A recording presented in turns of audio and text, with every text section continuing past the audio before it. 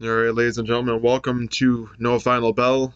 This is going to be an episode about AEW Full Gear and Impact's Overdrive. But before we get into the awesome events of AEW Full Gear, of course, the Zero Hour and the main show, we are going to talk about Overdrive before we get into Yeah. AEW.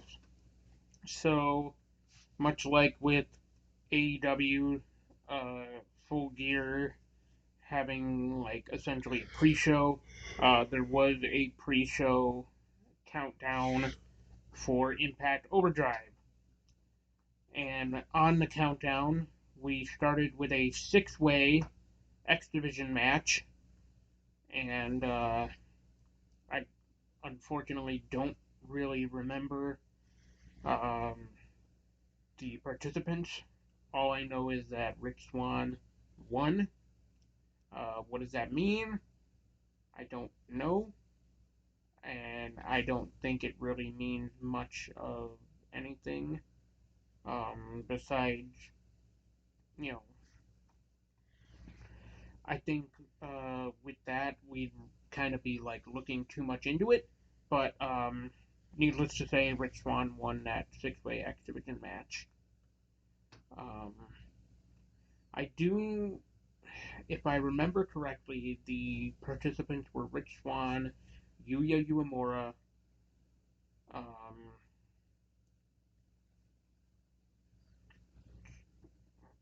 no, Trey wasn't one of them. Kenny King, um, Speedball was one. Um, yeah, either way. Um, then we get on to the next match in the countdown: the Motor City Machine Guns taking on the Bullet Club to see who would become the number one contenders to the Impact Tag Team titles. Um, Motor City Machine Guns beat Bullet Club, which is interesting to note as well that they're vying to basically become uh, double tag team champions because they are currently the New Japan Strong openweight tag team champions. So there's that. We kicked off Overdrive, the main show, with Bully Ray versus Moose in a tables match. And as to be expected, Bully Ray beat Moose in the said tables match. Um, then we had the Knockouts tag team titles on the line: Death Dolls versus Tasha Steelz and Savannah Evans. Death Dolls retain. Last rodeo match for Mickey James, this time against Taylor Wilde. Mickey James beats Taylor Wilde, but then after the match, Deonna Purrazzo, the bitch is back, she comes out to declare that she will be the one to end Mickey's career. And I look at it this way. I think it makes the most sense to have Deanna be the one to retire Mickey James because ultimately the whole like um story and the whole like dynamic really of Deanna Purrazzo is that like she's pretty much the the flag bearer, I guess you could say, of Impact Wrestling, and even just in general, like she's the one to she's the one to beat in Impact Wrestling, and if you can beat her, then you like pretty much cemented yourself on top. So, and even just in general, like I was talking about this myself, is like Deonna Purrazzo makes the most sense to retire Mickey James anyways because like just look at the list of accomplishments that she's already had and is going to continue to have in Impact Wrestling. I mean, you know, she's already a former two-time Knockouts World Champion. At one point, even holding the title simultaneously with both the AAA Reina de Reinas title and the Ring of Honor Women's World title. So, Um, Not to mention, she also is the same woman who retired Jazz. So, you know, Jazz was a legend, or I say was, is a legend in women's wrestling, much like Mickie James.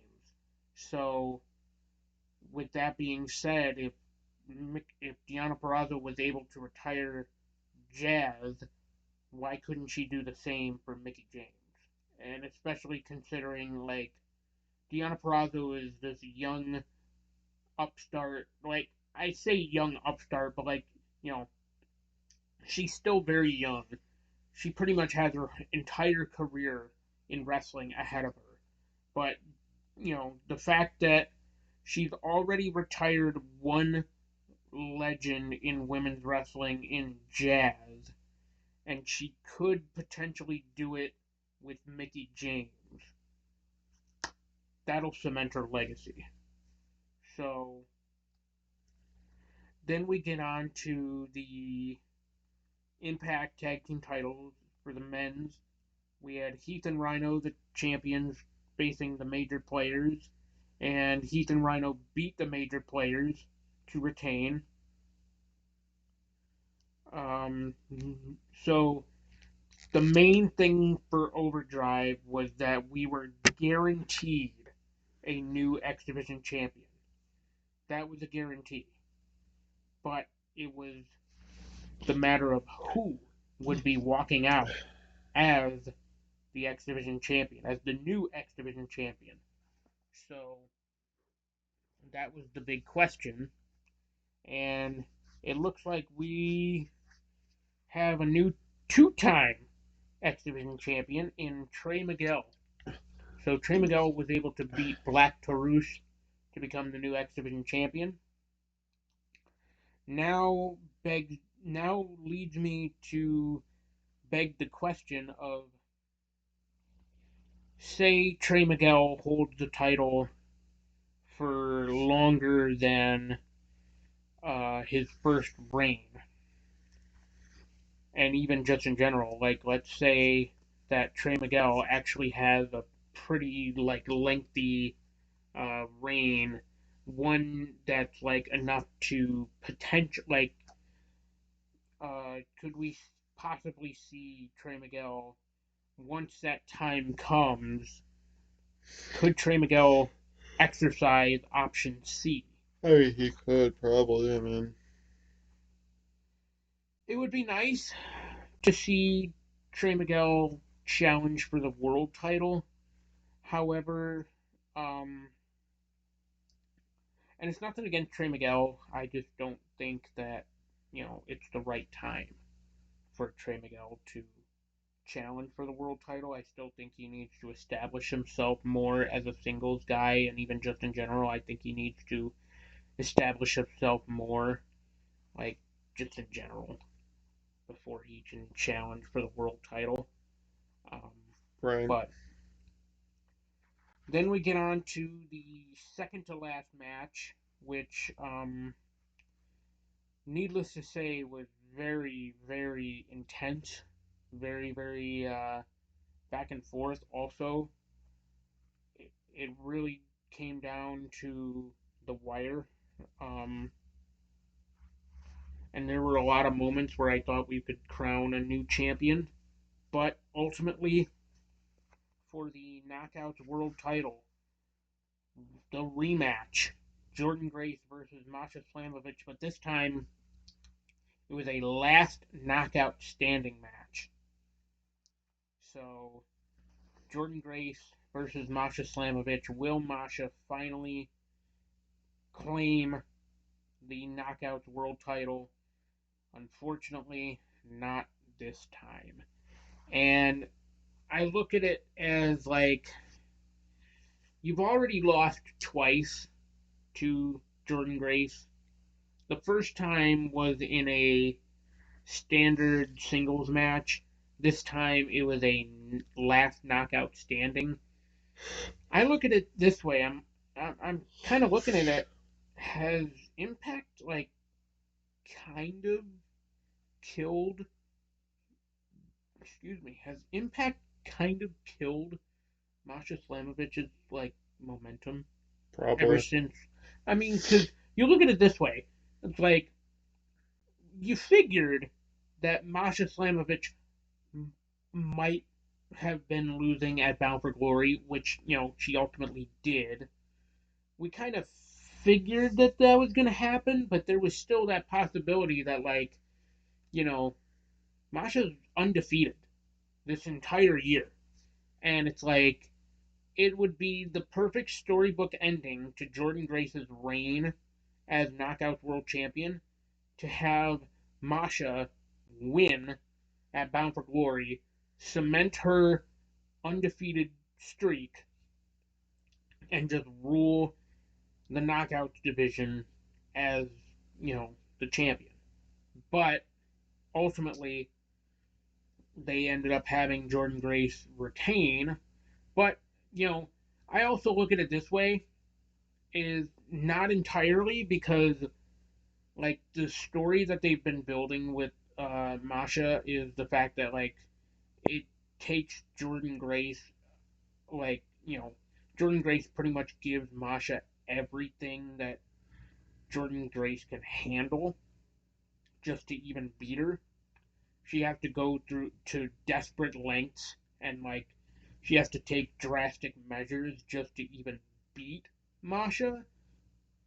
So in that regard, it's not entirely but at the same time, I look at it as man, yeah, you kind of killed her entire momentum because, like I said, she's been undefeated this entire year, and then like you've had her lose twice now to Jordan Grace for the Knockout World Championship. I don't really see her bouncing back too much from that. And especially her latest loss to Jordan Grace was the last knockout standing. You know, that pretty much just so I mean if I look at it this way, if Impact is able to push her back into that title picture, then fine. But this time, if you push her back into that title picture, you gotta have her win. Like that, there's no ifs, ands, or buts about it. You have to have Masha win. So with that, we get on to the main event. Frankie Kazarian exercised option C to challenge Josh Alexander at this event at Overdrive. He relinquished the X Division Championship. We crowned a new one earlier in the night. Trey Miguel, congratulations. But now it's come to this.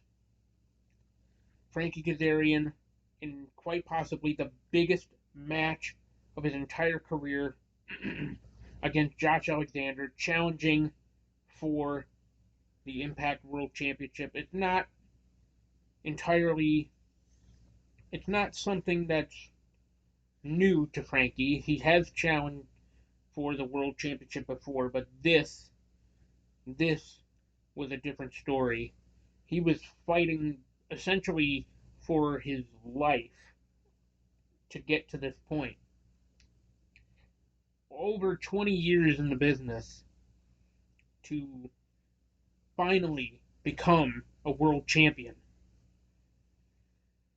Unfortunately, Frankie didn't get the job done. And Josh Alexander was able to beat Frankie Kazarian.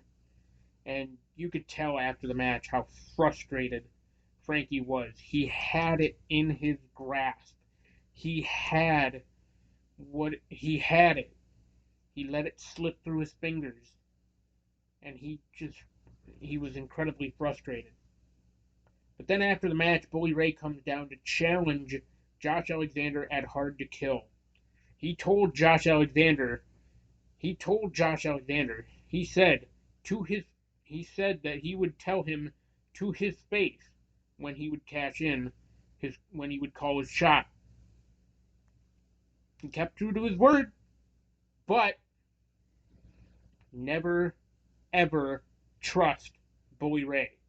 And he proved why after the announcement, Josh Alexander was going to go over to his wife, have his big moment, but then Bully Ray beats down, blindsides Josh Alexander, which forces Bully to grab a chair, just starts wailing away at Josh Alexander with the chair.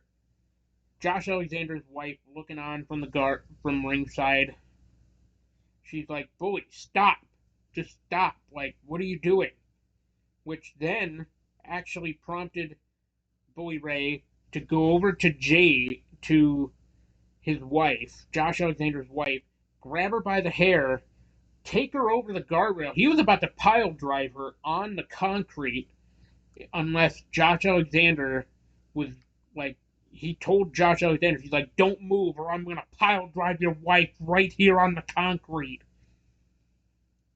He was making some very, very serious threats at Josh Alexander, and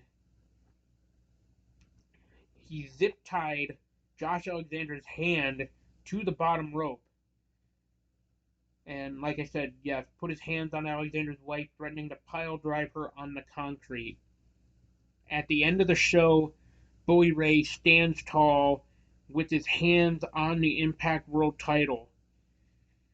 Could we see Bully Ray once again on top with the Impact World Championship after he called his shot at Hard to Kill? You could. I mean, Bully Ray can never be trusted. He's the villain for a reason. Honestly, I think He's that like a movie I think villain. him and Josh Alexander are going to be having a great battle at Hard to Kill. Yeah, Better watch out with getting his wife involved because it that's gonna fuel. fuels Yeah. Josh Alexander even more. He's a walking weapon for a reason. He's going to be out there and no pun intended, be a machine out there, and you know beat the living hell out of Bully Ray. Oh yeah. I honestly don't see Bully winning the title. I think this No, is a I true don't. test for Josh Alexander against Bully Ray to retain his championship and go out there at Hard to Kill and beat the living hell out of Bully Ray to retain his Impact World Championship.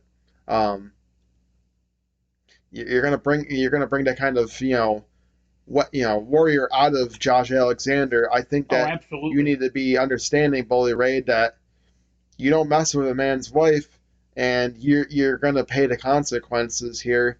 And he's gonna come out with a vengeance. And honestly, I wouldn't be shocked if this match is gonna have a special outcome, like a hardcore match or something like that, where they literally beat the living hell out of each other at Hard to Kill. Now that you mention it, it has been a while since we've seen a Full Metal Mayhem match in Impact.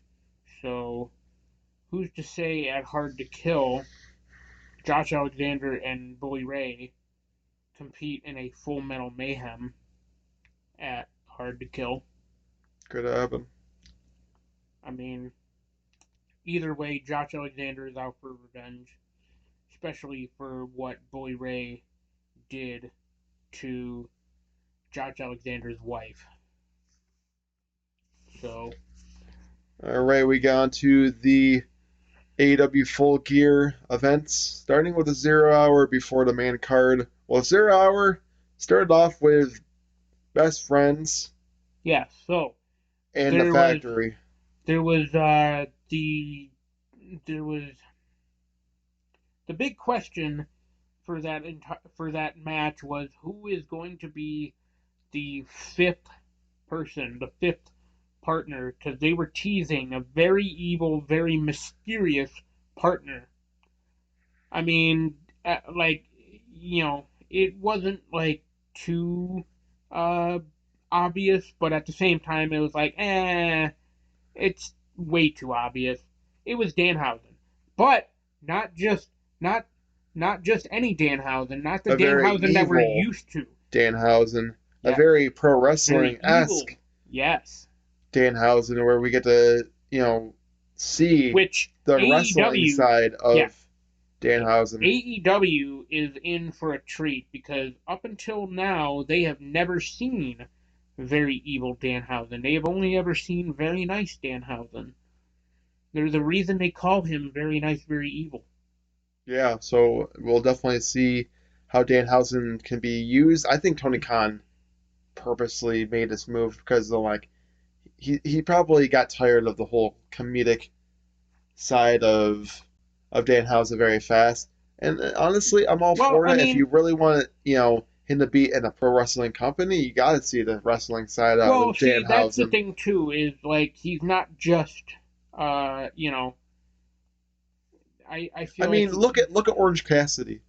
yeah. That whole comedic thing is kind of going wayside because Tony Khan views that company as he doesn't want it to be like a sports entertainment kind of company. He Well, wants to not get only that, rid of those kind of character work and focus more on wrestling, and that's what makes AEW way yeah, different than WWE. He doesn't care about yeah. the Now, character see, work. I was He only actually cares about the wrestling, and that's why people gravitate a lot more to AEW than WWE right now because people are done with the sports entertainment character work. If you want to see character work, you can go fucking see a goddamn James Bond movie in the movie theaters or watch a comedic like Adam Sandler, Will Ferrell, or somebody in the movies. Or watch a superhero movie if you want action, that kind of character work.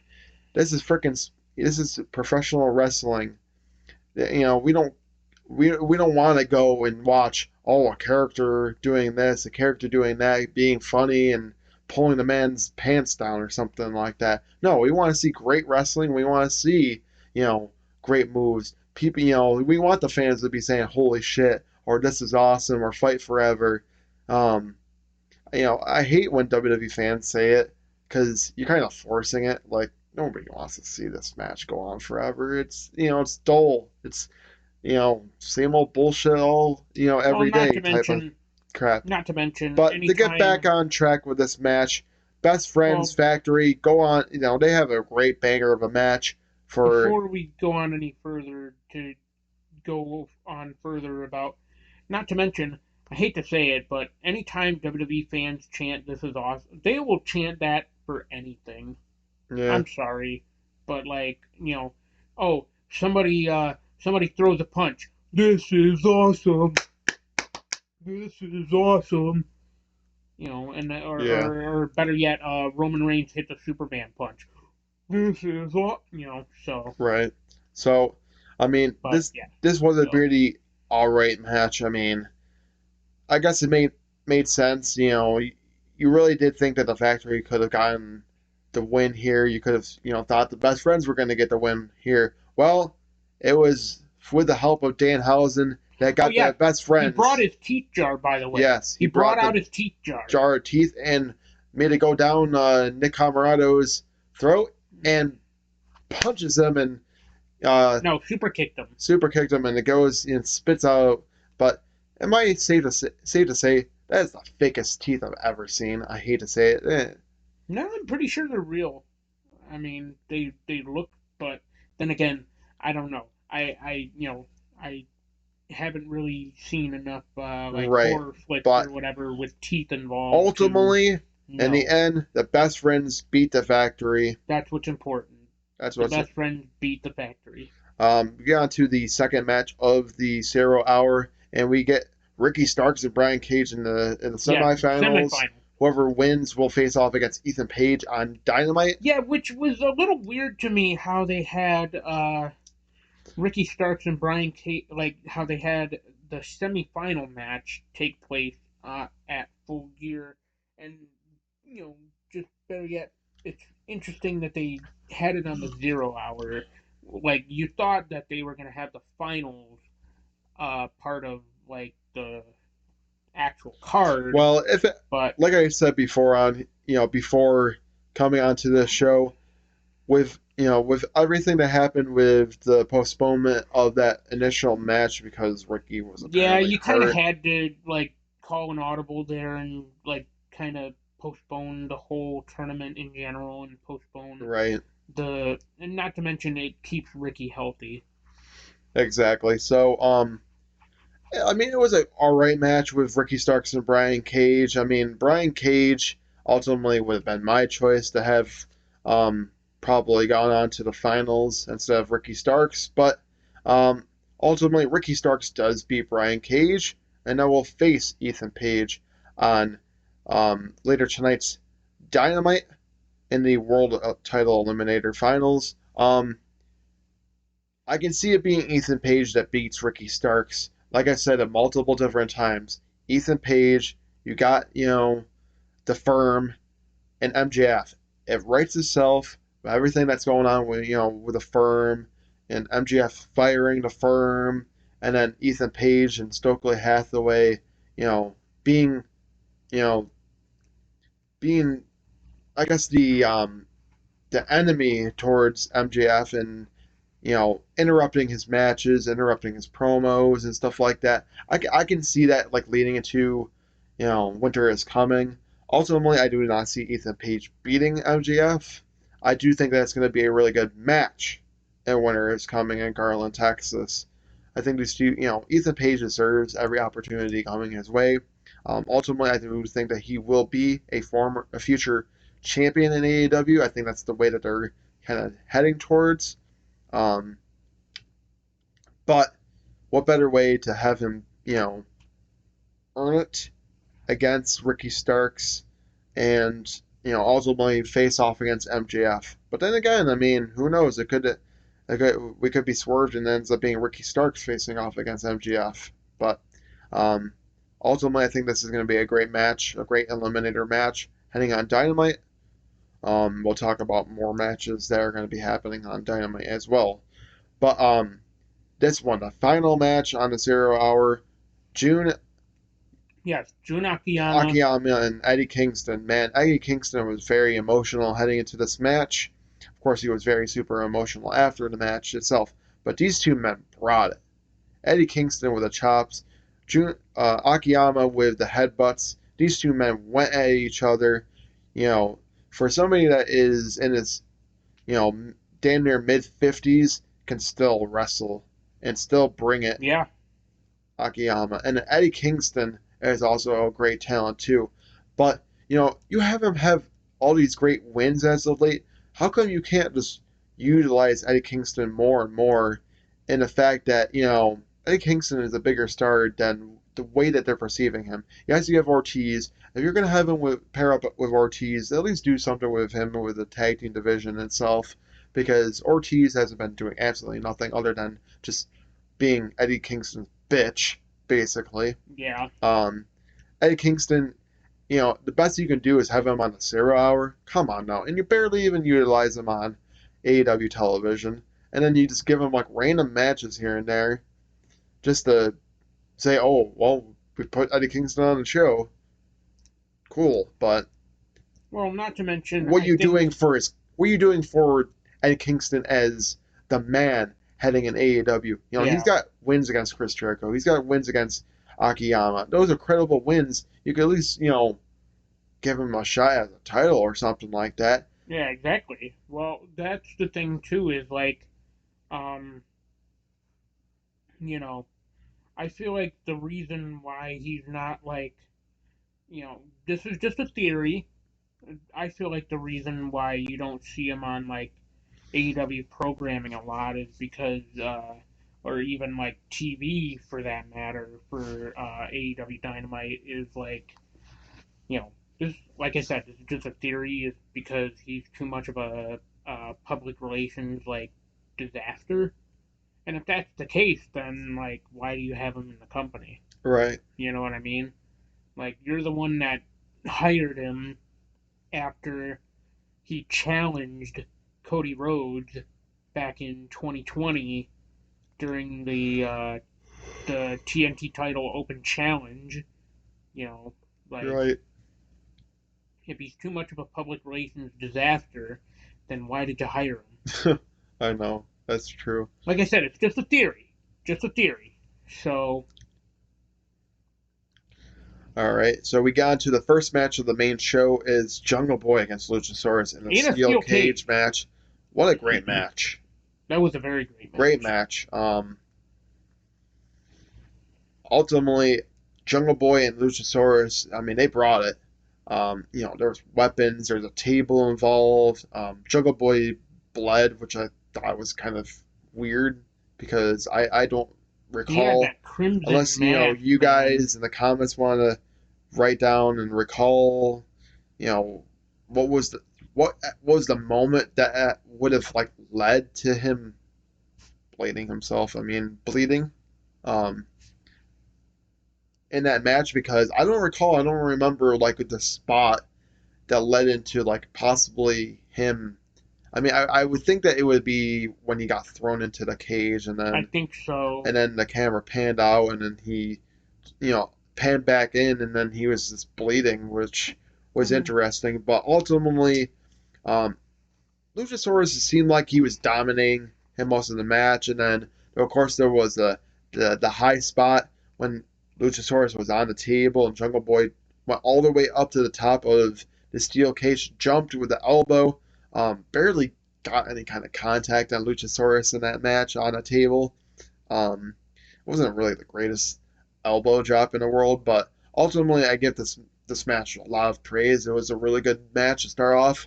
Well, Um, I think the bigger, like more shocking thing is the fact that Jungle Boy didn't even like break his legs or whatever after that, because like after he like barely even tapped Luchasaurus off that elbow, like the pretty much the only thing that he landed on was like his legs.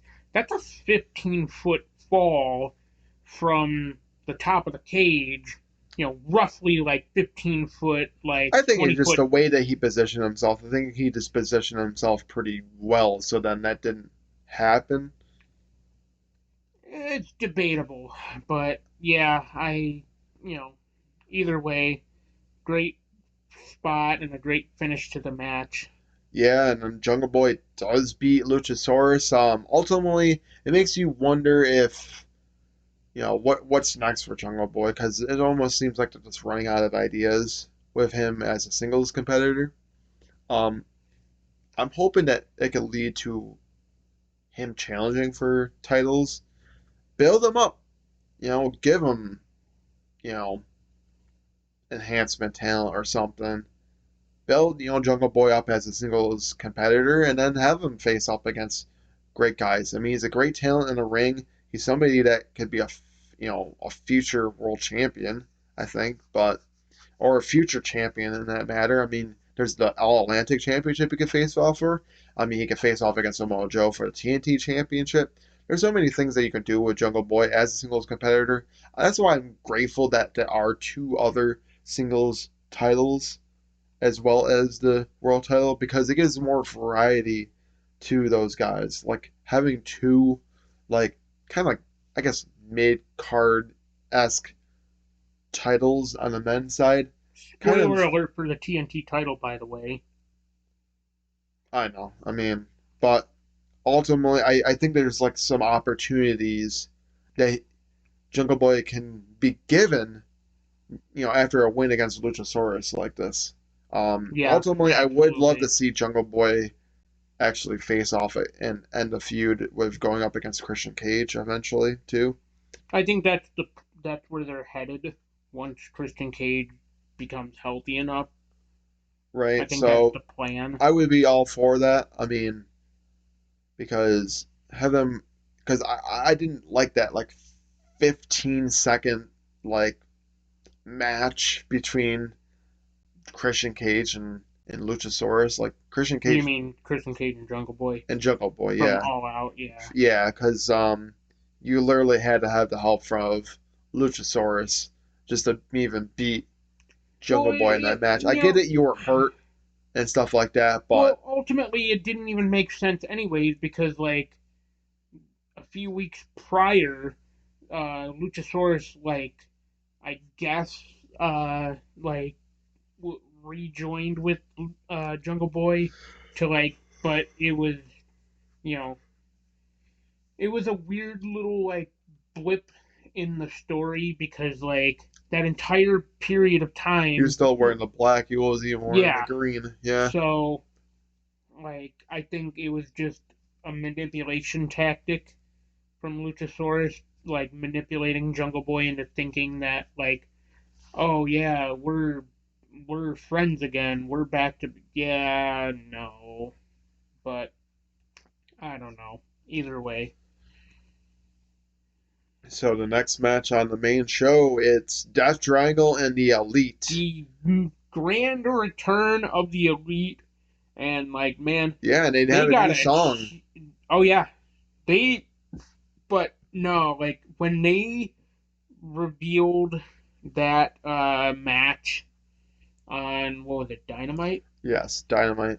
When they revealed that match on Dynamite, and like when they revealed that uh, those are Death Triangle's opponents at Full Gear, the Elite, the pop that they got, man, whew, deafening. That Yeah, was a everybody loud. loves the Elite. They love the Young Bucks and Kenny Omega. Those are the ones that created the They're the company. They're forefront the of the forefront. company. Yes, they are the forefront of AEW right now. And of course, we'll talk about more about the trios titles. But um, Well, I hate to bring it up, but at the same time, can we mention the crowd chanting "fuck CM Punk"? yeah, that was crazy. Um, yeah, Death Triangle faces off against the Elite in a great back and forth contest. There was multiple different times where you thought the Elite were gonna win those tag team titles back. Um, Well, but ultimately, Triangle do retain. which by the way, this was match number 1 Yeah, in a okay. best of 7 This is series. this is where I don't like that, because then you just announce it after the fact. What you could have done is said, "Oh well, this is not going to be for the trios tag team titles," and that you know whoever at the end of the best of 7 becomes the new trios tag team champions, because this makes it kind of confuses the fans. Like, wait, but this was for the tag team titles, but the Yeah, trios tag team titles, but it was a best of 7. What is going on here? yeah, Like that kind of like it throws is a little it weird. throws the whole thing, because now like every single like week just about they're going to face off in best of 7, so you're going to see them face off like 6 other times, Yeah, damn near. Well, well, maybe. if necessary, Yeah, if necessary. Which, best 4 of 7, best to say, that's exactly what's probably going to happen. Like, more than if we know likely. anything about these best of 7s, it usually goes to Yeah. 7 matches. Well, Just I look at know. Sheamus and Oh and yeah, Sheamus um and Cesaro. and Cesaro when they had their best of Da, da, da, 7 da, for the da, United, Sheamus and Cesaro. especially when they had their whole battle for the U.S. title. No, it wasn't for the U.S. title. It was just a best of 7 series that ultimately ended in them becoming the Bar. Right, but we don't set the bar. We We are are the the bar. Bar. Um, But Best tag team right there of WWE. I'm not gonna they were a lie. very underrated tag team. But ultimately, Death Triangle and the Elite did bring it in the second match of the night, and I tell you, man, it almost had that feel that it could have been the main event, but of course it wasn't going to be. Um, but ultimately, I don't know if I like the whole idea of the best of 7, but ultimately, it wouldn't shock me if it ends up with the Elite winning back to AEW Trios Tag Team titles. Yeah, I think that's. Ultimately, I do like the whole thing of like if you're gonna make them the tag team champions again, at least they gotta earn it and face off against Death Yeah, Triangle multiple different times. But to see the same exact match almost yeah, I every single know. week for a chance for them to win back the I tag team don't like the titles, whole. that's kind of odd to me. I don't like that whole like best of 7 thing. It's stupid. But I do know that one of their best of 7 matches is taking place at Winter is Coming. So, Yeah, let's be honest. This is why I say when I saw that and saw all the matches, they're that's ultimately when the title's going to change hands. They're going to change hands at Winter is Coming. Let's be honest here. I mean, it depends on how the best of seven series ends up going, because I'm pretty Like sure it's the one of. the final match is going to be at Winter is Coming. No, I think what it was is like it's either like match two or like match three. It might even be match four. Uh, at Winter is Coming. Like I pretty sure I saw that, but it's not one of the like if necessary. But maybe it was. I don't know. I'd have to look at like the best of seven like lineup or whatever. Either way, Right. So we got into the next match. It's the TBS Championship match between Jade Cargill and Nyla Rose. Um, yes. Which by the way, Jade Cargill came out to Chitara from Thundercat. Ho! right. Um, ultimately, it wasn't a bad match. I don't think it was even a really great match either. Nyla, Jade, threw her offense in. Nyla was using a lot of, her moves and using a lot of Jade Cargill's moves too. Ultimately, I did think there was multiple different times that Nyla was actually going to beat Jade and, It would have made become the sense, TBS honestly. champion, but Jade Cargill, to have her win again here, like, it makes you think, fuck is going to beat Yeah, Jade exactly. Cargill? Is it going to be Saraya? Fine. If it's Saraya and she becomes the new TBS champion, fine. I think that makes the most sense. Yeah, but honestly, I But think with Soraya currently, you have to have her in that world title picture. I think that she's ultimately going to face off against Jamie Hayter for the interim women's world championship. Spoilers, man. I know, I'm sorry. Um, but yeah, ultimately, Jade Cargill does win, beat Nyla Rose. She, gets back her TBS championship from Nyla. Um, she's 42-0. Who knows who's going to be the next challenger? At this point, you're literally throwing her anybody on that freaking women's division. Um, makes you wonder who it's truly going to be. Ultimately, what I could see happening is eventually when Chris Statlander becomes healthy, I think that's the Yeah, right person and the right woman yeah. to have dethroned Jay Cargill for that championship. Yeah, because I mean, like, a lot of people were saying, oh, it should be Willow. It should be Willow Nightingale. I'm like, but she already had like three different chances to dethrone Jade Cargill, Right, and it just didn't happen. So at this point, it's like, stop feeding her Willow Nightingale. right, Like, it's just never gonna happen. And Willow at this point, don't even let Willow, uh, you know, get to that like, right, exactly. keep her away from that like TBS title picture at this point because like, she shouldn't challenge again because I look at it this way: it's like if she's already had three different title opportunities for that title and lost, what makes you think giving her another one and losing again is gonna do anything for her? Like all it's gonna do is just prove that like, oh, she always gets there, but like, she's the underdog in this situation, but the underdog always like comes up short when it comes to Willow Nightingale. It's like, no, dude, like you shouldn't have that be the the story or like even the direction for how you're gonna book Willow Nightingale. Like, don't make that. If anything, what they should do is have her challenge.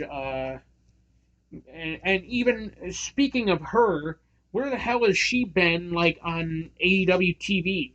Mercedes Martinez. If I don't anything, know. have her challenge for the Ring of Honor title, Willow.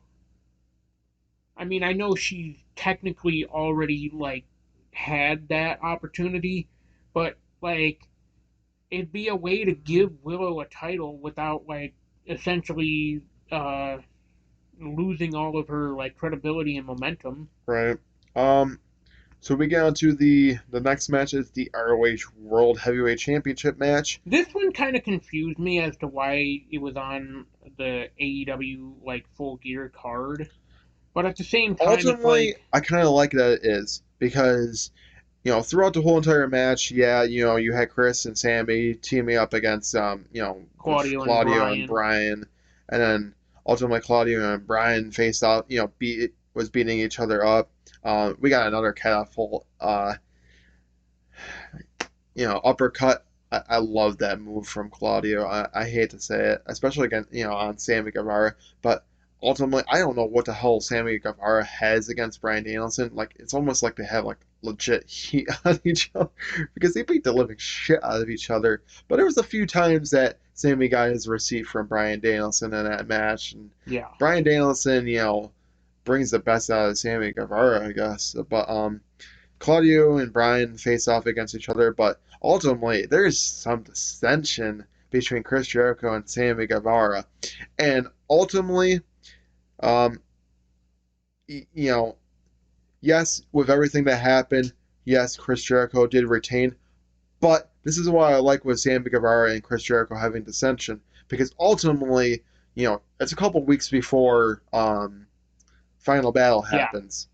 I think you're going to have Sammy Guevara and Chris Jericho face off against each other at Final Battle for the ROH World Championship. And here's why I like this because everything that happened with, Full Gear and, I them. mean, ultimately it makes sense, but I at the think it, same I think it time, makes I sense don't because this is think. when you're going to see. I think this is how you're going to see JAS kind of falter. I think Sammy Guevara is going to be like, I should be right now. I should be the ROH World Champion. You took this opportunity away from me, Chris. And you know what? At Final Battle, I want your ROH World Championship. Ultimately, I think that it's going to lead into them having a one-on-one match at Final Battle for the ROH World Championship. Now, And if that is the case, would that be the right time to pull the trigger and have Sammy Guevara being the ROH World Champion?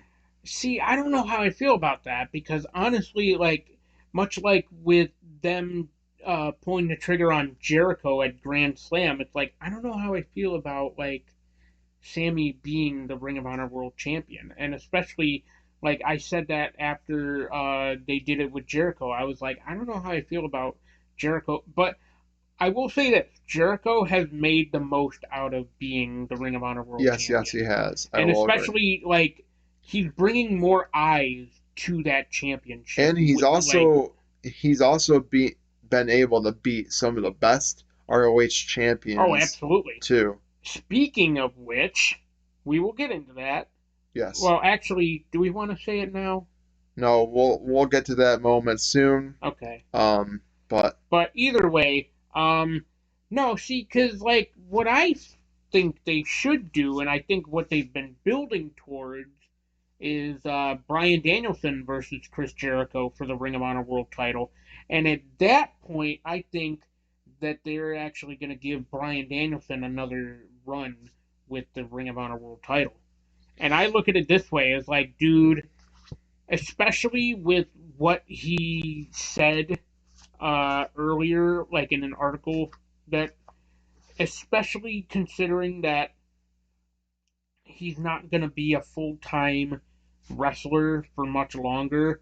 He yeah, stated that when his after contract his is up, contract he's no ends, longer going to be a full time right? wrestler. Which at that point, I think it's ultimately like his like actual retirement, not like a fake retirement because he had to you know give give up his career due to injuries and everything.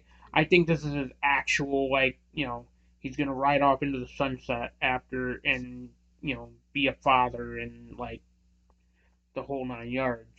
So Yeah, I can see that and happening. if that's the case, then uh before he is done being an active full time wrestler, wrestler, give him either the Ring of Honor or the AEW World Title. I think that he's gonna end up being another world champion before it's all said and done. Um, But yes, Chris Jericho, man, I mean, he just was able to beat all of them and retain, and it's crazy that he's just been able to beat up on all these great former ROH So champions now other than Sammy then, Guevara. to your point earlier though, with bringing Sammy into the fold, like it makes sense in the like storyline of like, oh yeah, Chris Jericho cost me the Ring of Honor World Championship, and like that was supposed to be my moment, like kind of thing. I could see them doing that with Sammy Guevara, but Yeah, ultimately, like add Bryan Danielson to that like mix because no, ultimately, honestly, well, you no, can do that. ultimately, No, you can do that after the fact.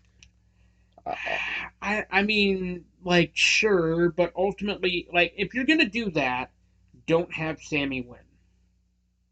Like Bryan Danielson needs to be the one to dethrone Chris Jericho, and it would ultimately have to happen at Final Battle or whenever they decide to, like if it's an ROH show, if it's an AEW show. Ultimately, Danielson has to be the one to dethrone Chris Jericho, right, especially because the whole story with Jericho being the Ring of Honor World Champion is he's going to desecrate the legacy of Ring of Honor and you know pretty much destroy and defeat any and all former like Ring of Honor champions and Ring of Honor ring announcers and commentators and all this stuff. I never even thought about this, but technically he's a wrestler, but he also is a commentator for Ring of Honor. Who's to say eventually Chris Jericho steps in the ring with Caprice Coleman? could happen. Who knows? Um, Going on to the next match. Saraya and Britt Baker. Honestly, I don't think I want to really talk too much because, not gonna lie, it wasn't really that great of a match. It was kind of I sloppy. mean, but it wasn't really. It was meant to be a showcase of Saraya, having her first full match in a wrestling ring In in over five 5 years. years, yeah. Um, It wasn't going ultimately, to be the greatest in ring spectacle. well, no. So ultimately, Saraya does beat Britt Baker, as I kind of figured it would have happened. Um, Makes you wonder, what next after a win against Britt Baker. I mean, maybe face off against, you know, for a championship or who knows.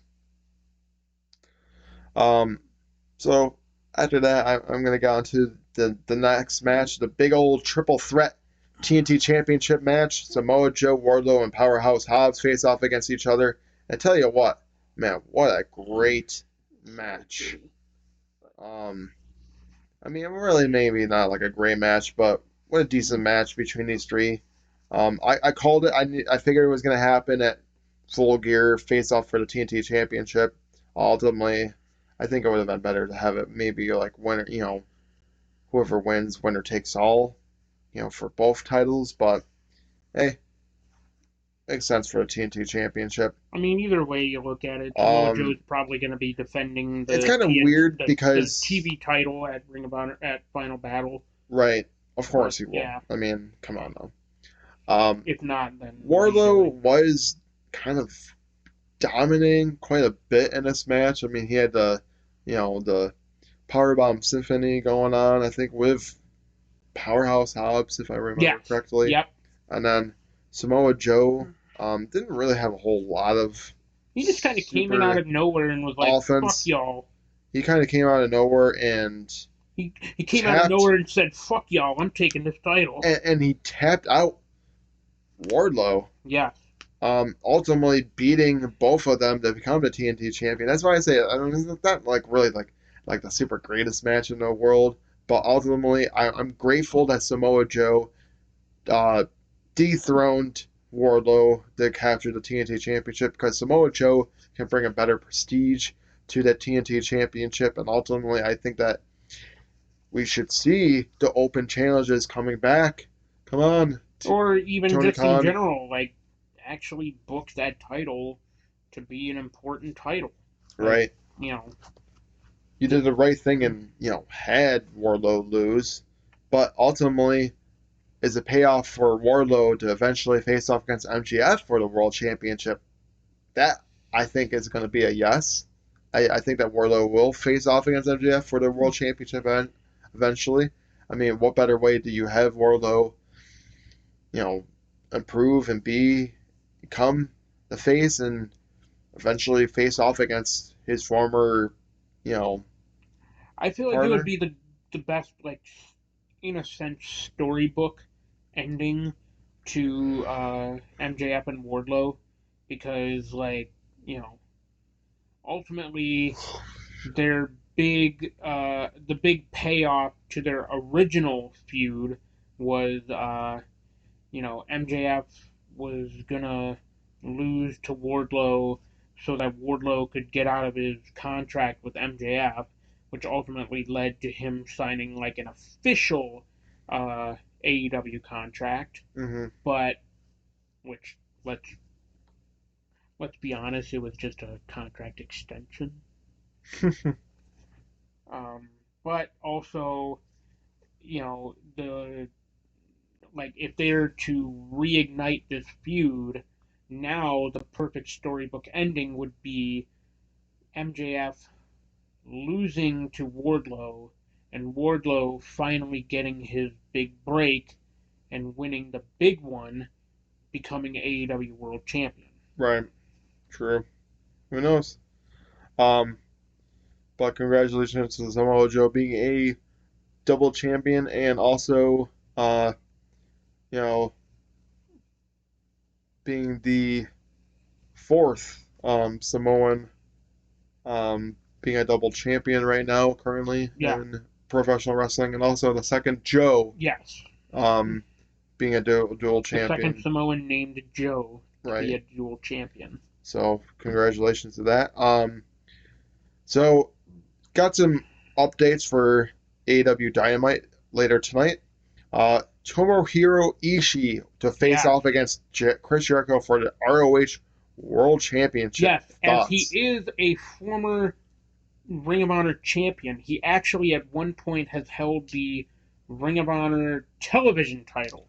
Um, as So much as I would love to see the Stone Pitbull beat Chris Jericho, it's not going to I happen. mean, either way you look at it, it's going to be an interesting match. It's going to be interesting to see Jericho like trying to punch or like hit Ishii with forearms, or like I said, punch him, and Ishii just come on, come on, Yeah, come on, Ishii is going to definitely slap the living hell out of Chris Oh, Jericho in this absolutely. match too. He's gonna light up But Jericho. I hate to say it, I don't think all those chops and everything that Ishii throws his way is going to be enough for Chris Jericho to lose that title.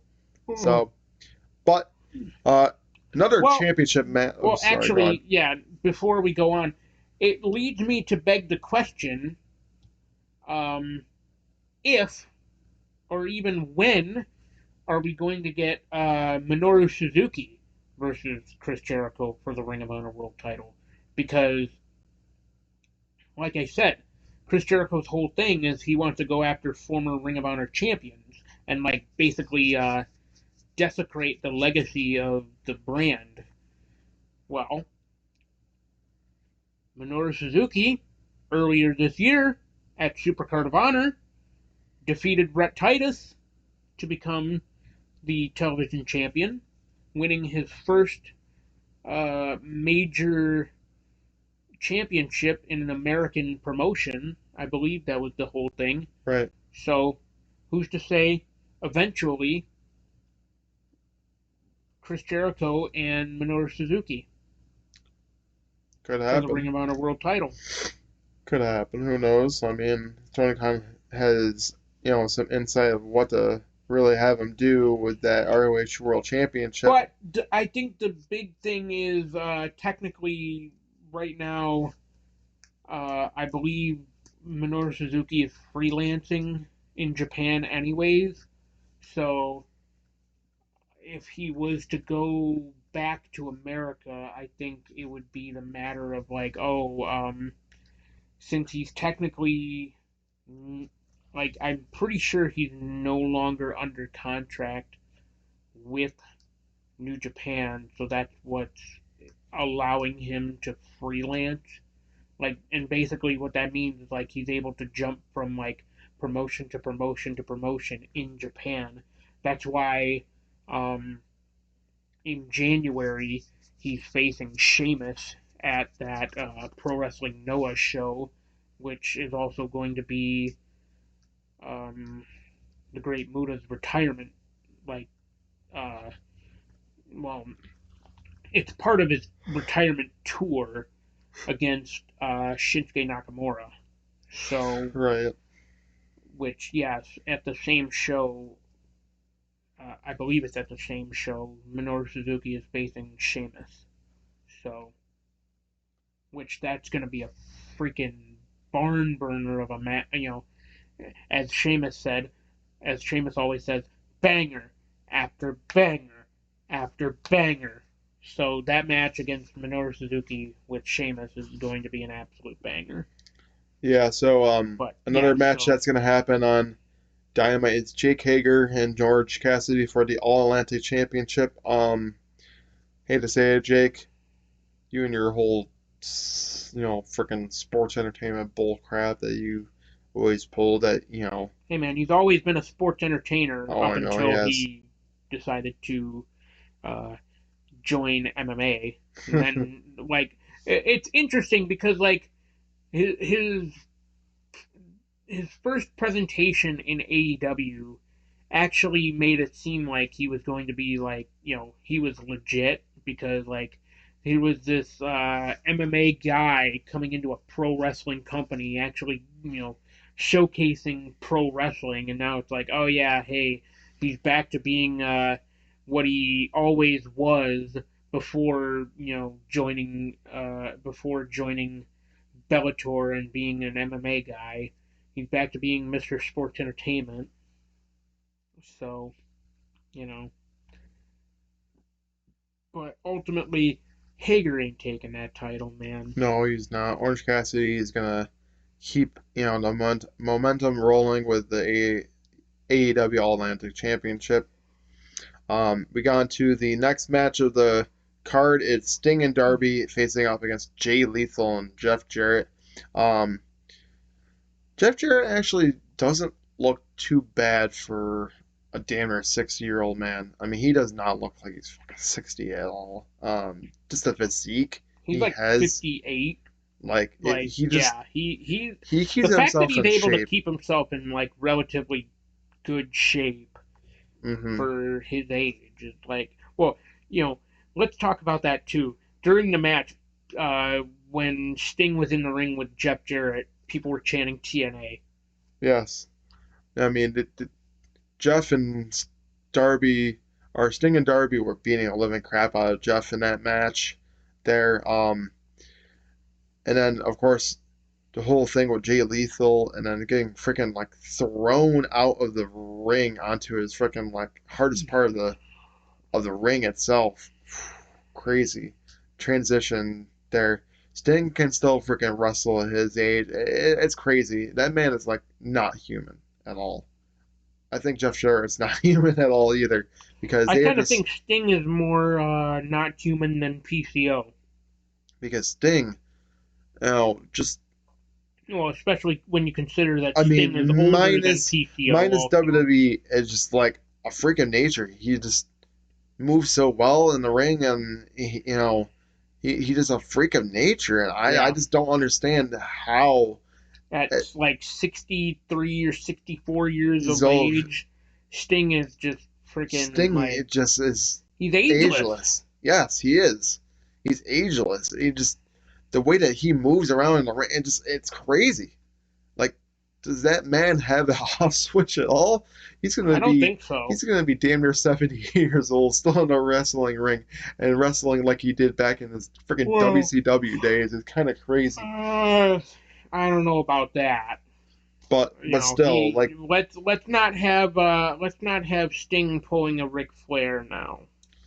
ultimately, the Here's team what that we're I gonna do, thought Rick. that ultimately the Stop team having matches, you old man. right Learn to give it up.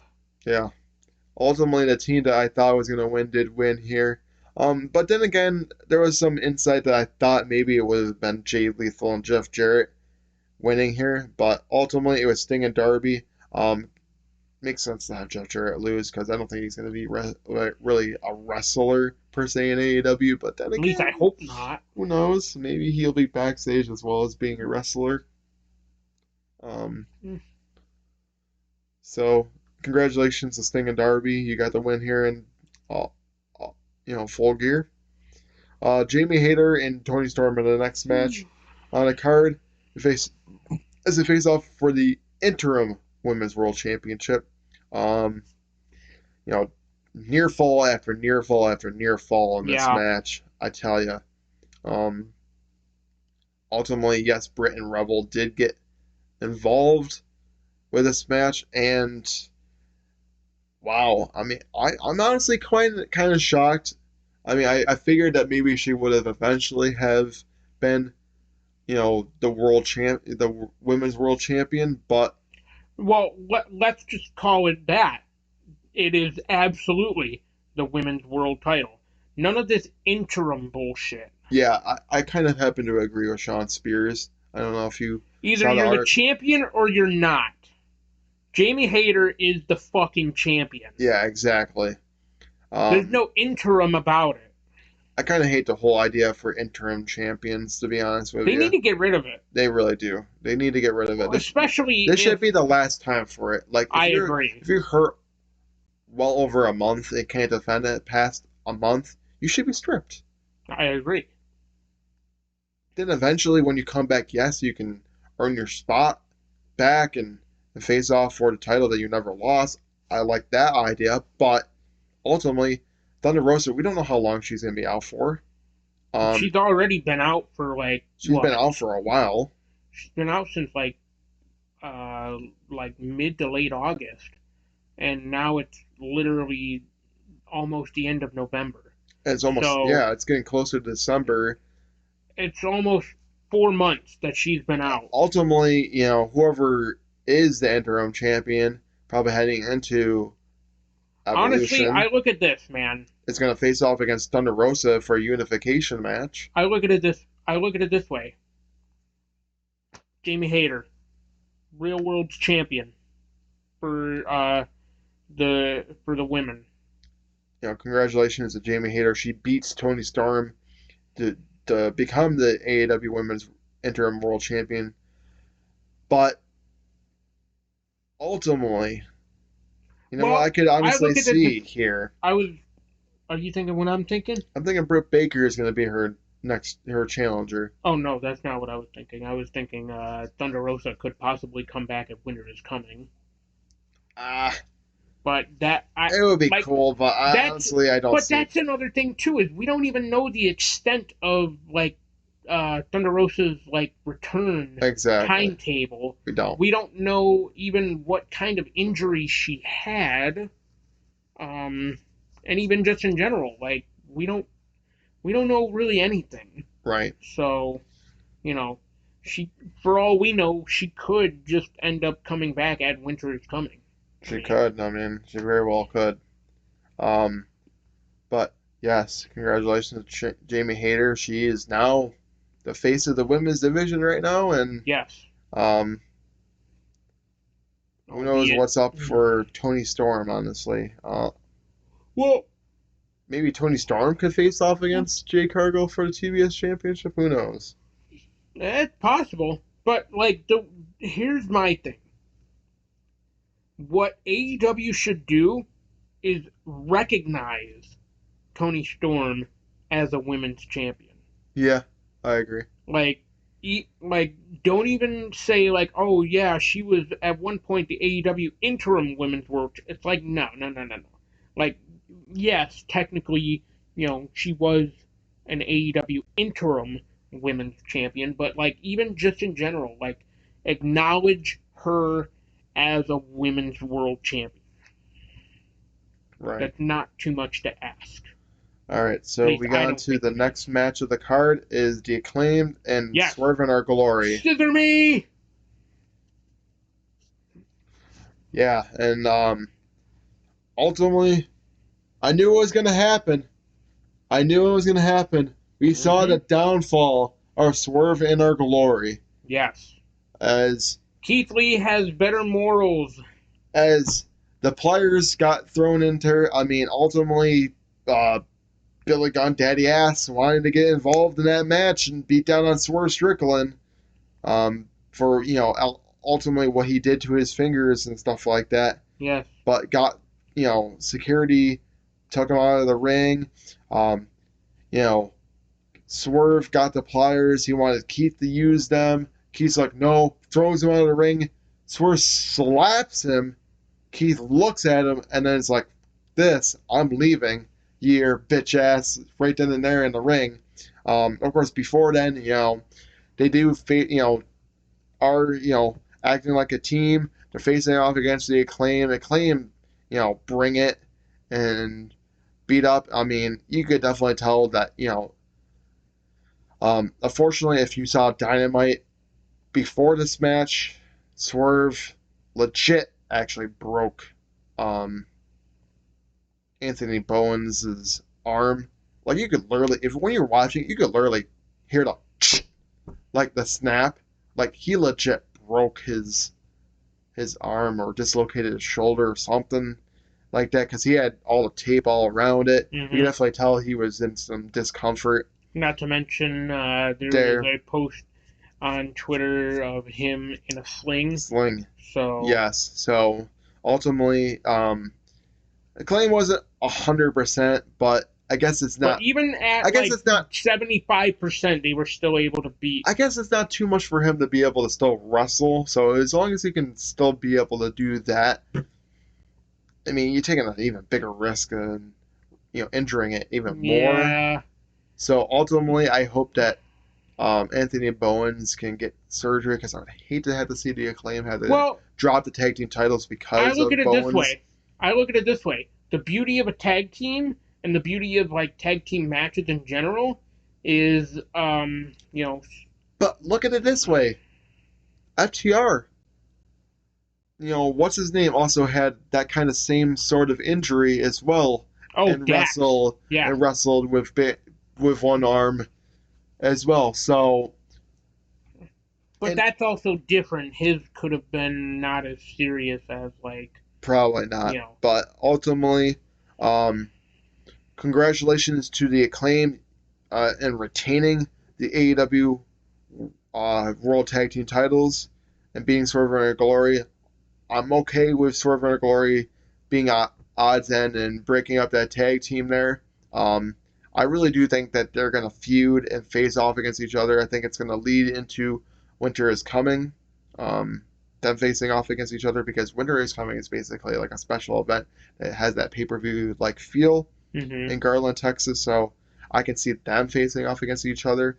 Yeah, AEW likes now having those. The real question I have here every now and then is when are we going to see the Acclaim and FTR face off against each other for their World Tag Team titles? That's a will great it be question at Winter is Coming or will it lead into Evolution? Because you mean Revolution? Revolution, yes. I was gonna say Evolution is an all-women's pay-per-view that they only did like once. But yeah, so no, that's a great question. It really just comes down to whether or not Tony Khan will actually fucking book them in AEW. I'm sure they will because that's what he was kind of, going towards with these two teams is that FTR is going to eventually get the World Tag Team title spot after this match. I get it because I did see somebody say that it's like, oh well, they have like 3 different tag team titles and 3 different promote. Like I get it.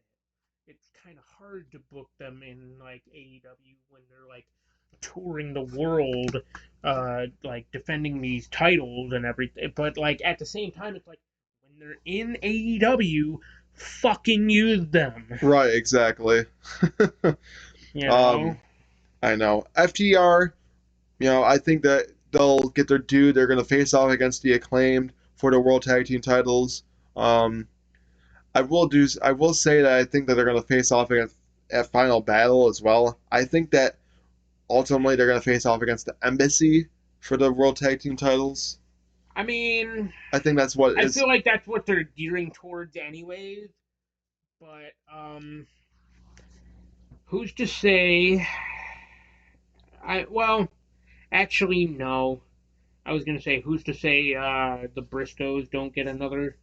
But at the same time, it's like you kind of like you already had the perfect like storybook ending to like that. I guess you could say like rivalry, or like you kind of had the perfect ending to like that uh, scenario with 2 out of 3 falls at Death Before Dishonor. So like they don't need to necessarily run it back a third time with the Briscoes. right. But it also does make you beg the question of like, well, if you're not having the Briscoes challenge for the tag team titles, what do you do with the Briscoes? Who knows? Um, Because they're not,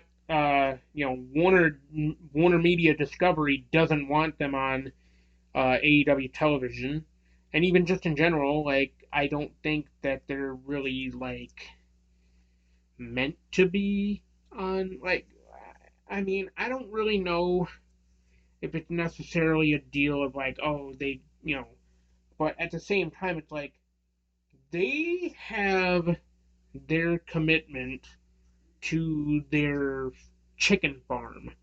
So it's more or less a matter of like, oh, you know, they only wrestle in Ring of Honor and even just in general for like promotions and whatnot on the weekends so that they can still so that they can still tend to their chicken farm. right. So, but I mean, I either know. way, Ultimately, I will say that FTR. I think they're going to face off against the Embassy at Final Battle, and then ultimately, I do think they're going to face off against the Acclaim for the AEW World Tag Team titles. What better way to have I think I could see them dropping the ROH World Tag Team titles to the Embassy at Final Battle, I because don't know how I feel about that, you honestly. kind of have to have them drop some of these titles at this point because they've had them Well, for a little too long, and honestly, yes, I know they are one of the better tag teams out there in sports and professional wrestling out well, there I look right at it now. this way: if they were going to lose any of their tag team titles, I would be okay with them losing the IWGP tag team titles over the Ring of Honor titles. But at the same time, I would even be okay with them losing the AAA tag team titles because at least AAA, you don't necessarily have to worry more about them traveling to Mexico and just to defend. But at the same time, it's like when it comes to the IWGP tag team titles, it's like they still have to travel to Japan potentially to Right. defend those. True. So Um, or just anywhere that like New Japan is being yeah, represented. because I I'm mean, sure they're because probably gonna wrestle at Wrestle Kingdom next year. oh, more than likely So against because the card so far for Wrestle Kingdom is FTR versus the winners of World Tag League. So I mean, probably which for the um IWGP Tag Team yes, titles it too. is going to be. Which, by the way, speaking of Wrestle Kingdom, I did actually want to bring this up on the show today. Kenny Omega coming back to New Japan to challenge Will Ospreay for the IWGP United States We title. finally get that Yes, one-on-one we match finally get between that Kenny one Omega on and Will one Ospreay. match between Omega and Ospreay. The self proclaimed Billy Goat versus the actual Billy Goat in Kenny Omega. All right, we got on to the main event. We have delayed the inevitable too long. Yes, We do apologize. This episode is actually a bit longer than we probably would have liked, right. but we had to get everything in for you guys. So MJF and Moxley face off against each other for the AEW World Championship. There's multiple different instances where you thought maybe he was going to use the Dynamite Dozen ring. No, he does not. Well, okay. He throws it So away. he actually was going to use it, but then Regal came down and he's like, "Don't you dare use it." And up until the actual finish of the match, we were like, "Wait, Regal is actually proving he's like, hey, don't use it. Prove that you're the man you really are. Don't use the Dynamite Diamond Ring." But then throws in the brass knuckles instead. Yeah.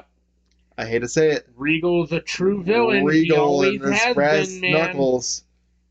MGF, we all knew that he was not going to win this. If he was going to win, he was not going to win this clean. And he ultimately did not win it clean. He uses the brass knuckles. Bam on Jon Moxley. 1, 2, 3. We have ourselves a new champion, and a devil gets his due. Finally, MJF is your world champion. The people have wanted him to be the world champion. He comes back and wanted to be the world champion. He gets the payday. He gets the moment. He is the champion. He always said he's better than you, and you know it. Now he has the belt to prove it. Yes.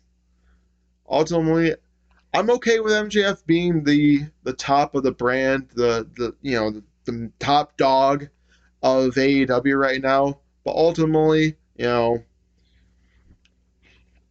going to be a lot of guys gunning for that title. Yes. I mean, as much as I would have loved to see Adam Cole, get the opportunity for the world title, we don't even know if he's going to ever wrestle again. It's sad to say. Yeah. Because he's got a very serious concussion. We don't know if he's going to ever wrestle again. Ultimately, I'm praying for Adam Cole. I'm hoping that he'll be able to, get clearance. But when you have two concussions kind of back to back in a short frame, it's kind of tough to come back from, especially especially when you consider his last match was at Forbidden Door. Right. So, but that's ultimately, a long time. Like I said, MJF gets his due. There's going to be a lot of guys gunning for that title. I mean, Moxley's still in the frame for a rematch. Yeah, especially. There's other guys that are out there that he could face off against. I think Hangman Page would be an option. Kenny Omega will be an option. Bryan Danielson could be an option. I mean, there's so many other guys that are options for MJF to face off against at, for the world title. So who knows? But I'm congratulations to MJF. He is the one that is ultimately going to take AEW to newer heights. So who knows? But ultimately, everyone, this is going to conclude this episode of No Final Bell. Please make sure to follow us on social media at Tinkle Sports. Please make sure to follow us for more content on Tinkle Sports Entertainment, as we have Out of Turn 4 every Tuesday at 5, but is currently on a hiatus at least until next year. We have this show every Wednesday at 5 p.m. and have Sunday Morning Tinkle every Sunday at 9 a.m. As always, we will catch you in the next video. Goodbye, everyone. Thank you. Fuck you. Bye.